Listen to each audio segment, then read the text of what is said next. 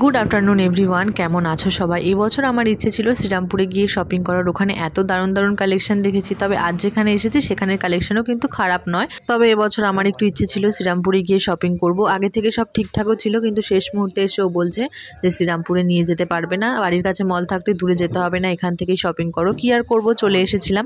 আগের দিন তো আমরা কিছু কেনাকাটি করে গেছি, আজকে এসেই তো ফার্স্টে মা আর সোনা মায়ের জন্য শাড়ি দেখছিলাম। শাড়িগুলো প্রত্যেক কটাই সুন্দর ছিল, কিন্তু যেগুলোর কালার আমাদের পছন্দ হচ্ছিল, ডিজাইন পছন্দ হচ্ছিল না, ডিজাইন পছন্দ হচ্ছিল তো কালার পছন্দ হচ্ছিল না।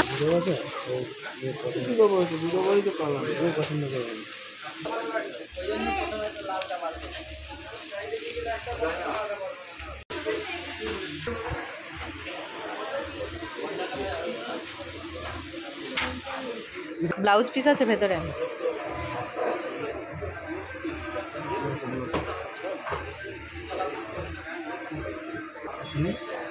দেখছি।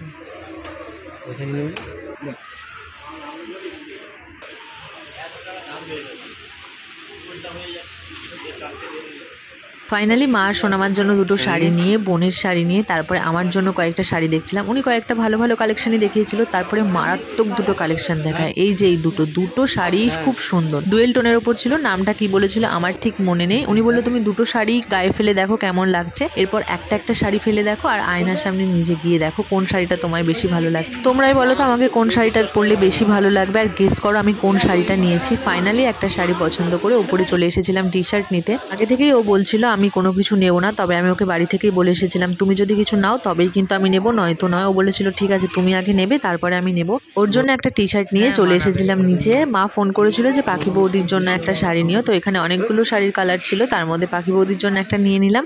সমস্ত কেনাকাটি কমপ্লিট করে চলে এসেছিলাম বিল করতে। আজকেও আমাদের এক ব্যাগ কেনাকাটি হয়ে গেছে। মলের সামনে একটা ফুচকার গাড়ি ছিল, ভাবলাম যাওয়ার সময় খাবো, কিন্তু এখানে 10 টাকায় মাত্র 5টা ফুচকা দেয়। আমরা যেখান থেকে ফুচকা খাই সেখানে কোনো জায়গায় 10 টাকার 7টা, কোনো জায়গায় 8টা ফুচকা দেয়। লাস্টের ফুচকাটা একটু চাটনি আর স্যালাড দিয়ে দেয়। এখানে তো তেমন কোনো ব্যাপার ছিল না, আর ফুচকার টেস্টটাও ভালো ছিল না, মনও ভরেনি। চলো এখন বাড়ি যাওয়া যাক। সমস্ত কেনাকাটি কমপ্লিট করে তোমাদের সাথে শেয়ার করবো যে আমাদের পুজোর কি কি শপিং হলো।